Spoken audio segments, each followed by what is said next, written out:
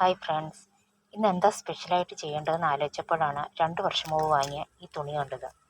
ഇത് അസുഖം വരുന്നതിന് വളരെ മുമ്പ് വാങ്ങിയ തുണിയാണ്. ഇതുകൊണ്ട് ഇങ്ങനെയൊരു ഫ്രോക്ക് ഡ്രസ്സാണ് എൻ്റെ മനസ്സിൽ. ശരിയാവുമെന്ന് നോക്കാം. നെറ്റ് ടൈപ്പ് തുണി ആയതുകൊണ്ട് ആദ്യം ലൈനിങ് ഇതുപോലെ മുറിച്ചെടുത്ത് അതിന് മുകളിൽ തുണി ഇതുപോലെ വെച്ചു. ഇത് സൈഡ് ഓപ്പൺ ഡ്രസ്സായിട്ട് തയ്ക്കാനാണ് ഉദ്ദേശിക്കുന്നത്. പക്ഷേ സൈഡ് മടക്കി അടിക്കുന്നില്ല. അല്ലാതെ എങ്ങനെയാണ് സൈഡ് ഓപ്പൺ എളുപ്പത്തിൽ തയ്ക്കുന്നതെന്ന് കൂടി നമുക്ക് നോക്കാം. ആദ്യം കഴുത്തിൻ്റെ ഭാഗവും സൈഡ് ഓപ്പണിൻ്റെ ഭാഗവും ഇതുപോലെ തയ്ക്കുക. അതിനുശേഷം നല്ല വശത്തേക്ക് തുണി തിരിച്ചിട്ട് ആ 2 ഭാഗവും ഇതുപോലെ ഡബിൾ സ്റ്റിച്ച് ചെയ്തെടുക്കുക.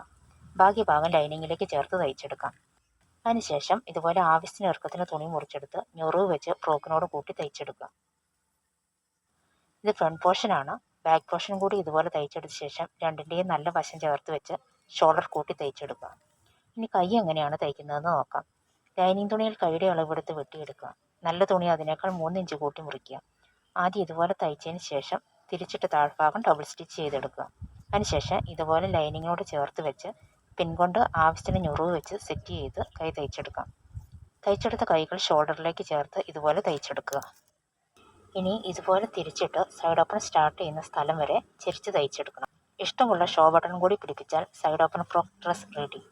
ഇനി പാൻസിനുള്ള തുണി ഇതുപോലെ 4ആയി മടക്കിയിട്ട് അളവ് ബാൻഡ് വെച്ച് മുറിച്ച് 5 മിനിറ്റ് കൊണ്ട് തയ്ച്ചെടുക്കാം. ഇപ്പോൾ ഫ്രോക്കും പാൻസും റെഡി. നിങ്ങൾക്ക് ഈ വീഡിയോ ഇഷ്ടപ്പെട്ടാൽ ലൈക്കും ഷെയറും സബ്സ്ക്രൈബും ചെയ്ത് എന്നെ സപ്പോർട്ട് ചെയ്യണേ. Thank you.